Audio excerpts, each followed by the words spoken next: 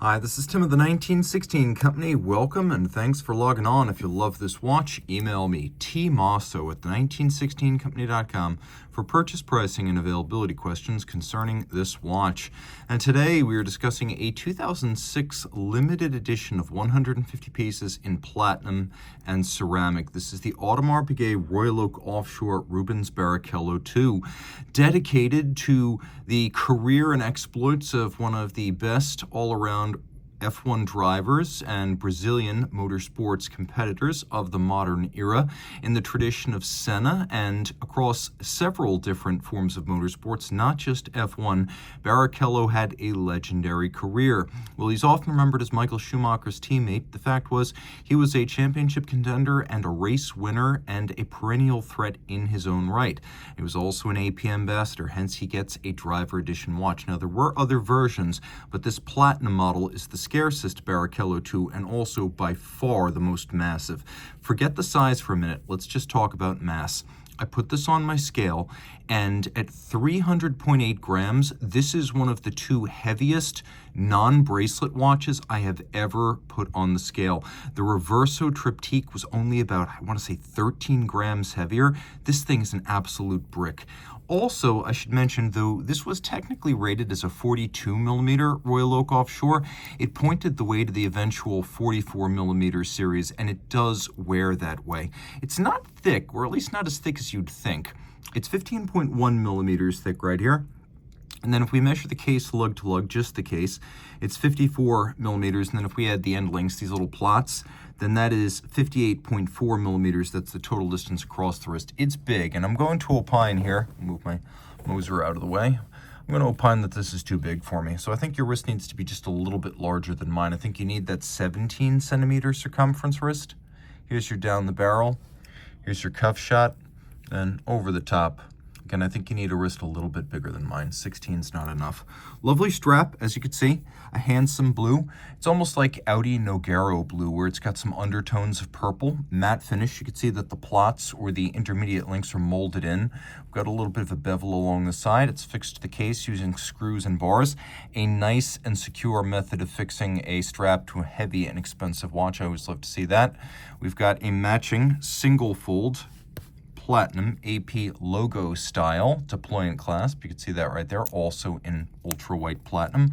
Rolling around, you can see that we have a combination of materials here. So up top, we've got ceramic, and then the flank is platinum.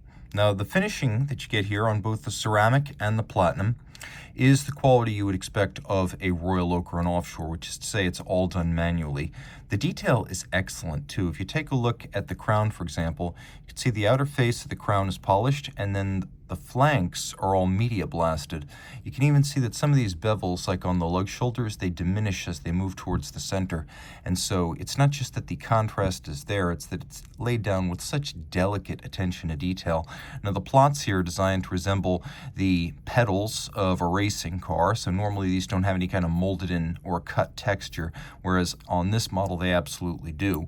Of course, we've got a figure a little bit like perhaps the center lock of a Formula One race car wheel. And you can see internally it has the form of the Royal Oak bezel. The actual interface of it has that. It also has a sunken ceramic insert. We have these pushers, which have a vent on the bottom, or at least they look like they're vented towards their bottom, like the diffusers on the back of a race car or the exhaust stacks. And you can see that hardware is used to fix these crown guards in place. These are separate pieces. They're fixed by hex screws right there, so in theory you could remove and replace them if they were damaged. Up front we've got, well, I should say up top, we've got the motif of an automotive brake disc. So you can see the flanks like a vented rotor, and then you have more of these hexagonal style bolts, but they're a little bit more elaborate than what you'll find on a standard Offshore or a Royal Oak, in that you can see they're round. They're not actually faceted. The facets are inside, and then the bezel's relieved outboard that allows you to see all of the bolts as they're actually fixed in place, which is an exotic and unusual aesthetic for one of these. Polish on the flank. You can see we have satin on the top, blue and silver and black on the dial, and you can see that instead of a hobnail, a méga tapisserie, or any other kind, we don't have a tapisserie. We have a skeletonized dial, I'm going to call this. I don't think we have a name for it.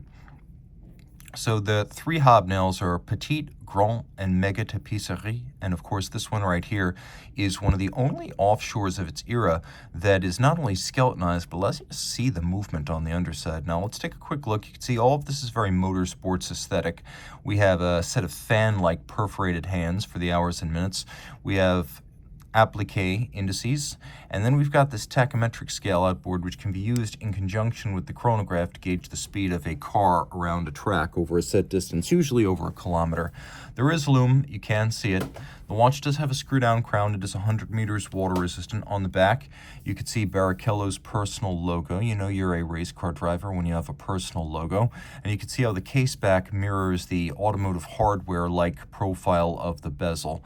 Taking a quick look at the dial, that's all you're going to see of the movement. It's the Audemars Piguet JLC based 2326 with a Dubois de Praz 2840 module. The two pieces in combination give us stop seconds, a quick set date, a vertical clutch chronograph function, a 4 Hz beat rate, 5 position adjustment, automatic winding, a free sprung balance for durability, ceramic rotor bearings, and a 38 to 40 hour power reserve. So this watch has a lot to offer. It's beautifully finished as any Royal Oak. It's also got a sort of techno aesthetic that is aligned with Barrichello's primary claim to fame, Formula One. But remember, he's still an active motorsports competitor today in sports cars, and this watch is part of that long-running legacy. You can put it on your wrist. Reach out to Team Mosso at the 1916company.com for purchase and pricing details.